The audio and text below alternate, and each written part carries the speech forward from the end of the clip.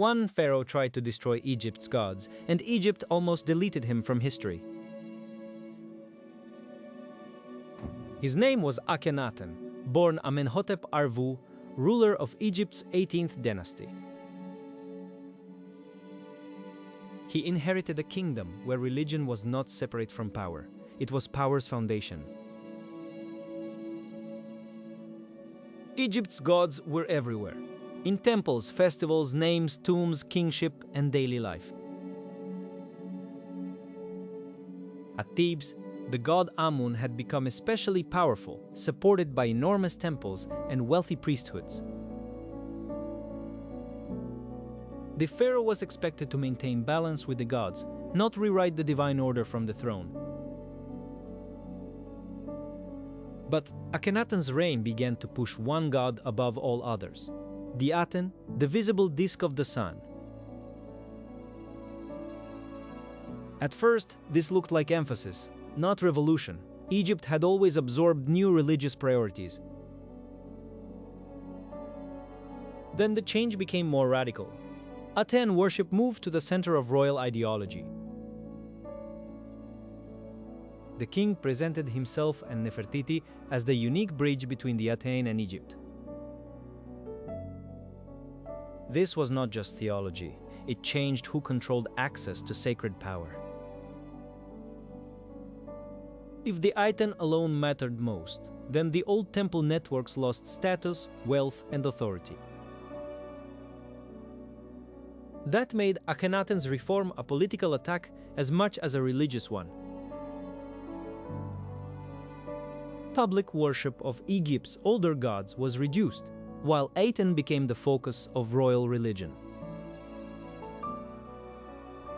Amun's priesthood, once central to royal legitimacy, became a rival structure to be weakened. Akhenaten then made the boldest move of his reign. He abandoned the old centers and built a new capital. The city was called Akhenaten, meaning the horizon of the Aten. Today we know it as Amarna. It was meant to be a clean, sacred space, a city designed around the new god and the new royal vision. Open-air temples welcomed the sunlight, turning architecture itself into worship. The court, officials, artists, and royal family were pulled into this new ideological world.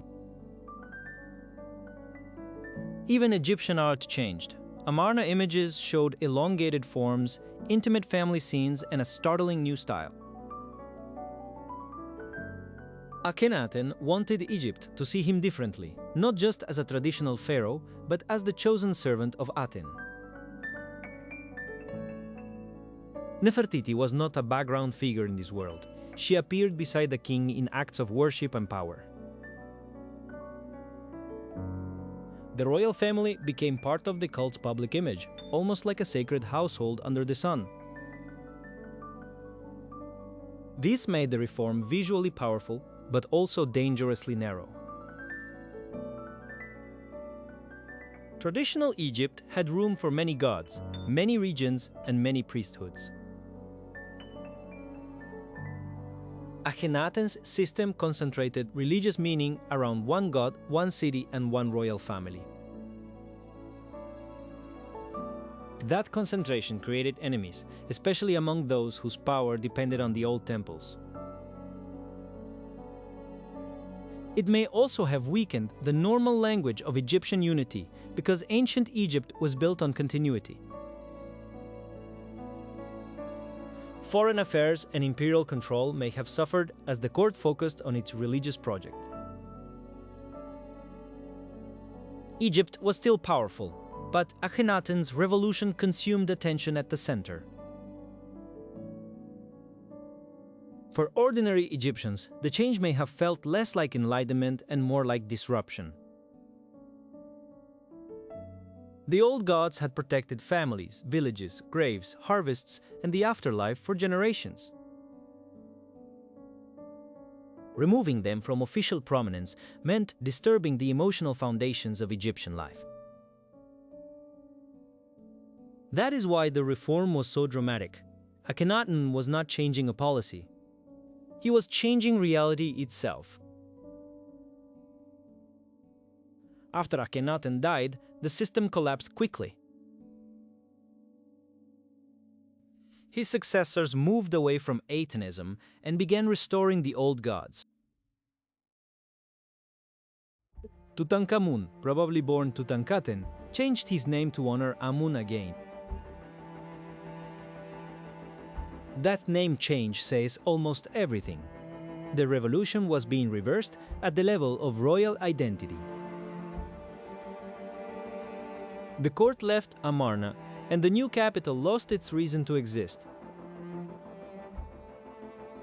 Temples to the old gods reopened, priesthoods regained influence, and Egypt returned to familiar religious language.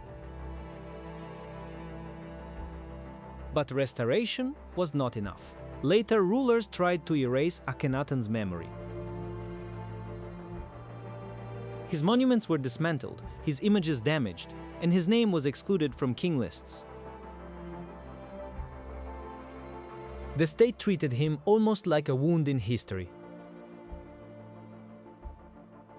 Amenhotep and later rulers presented themselves as restorers of order after a period of chaos. To them, Akhenaten was not a visionary. He was a dangerous break in the chain of Egypt. And yet, the attempt to erase him failed completely.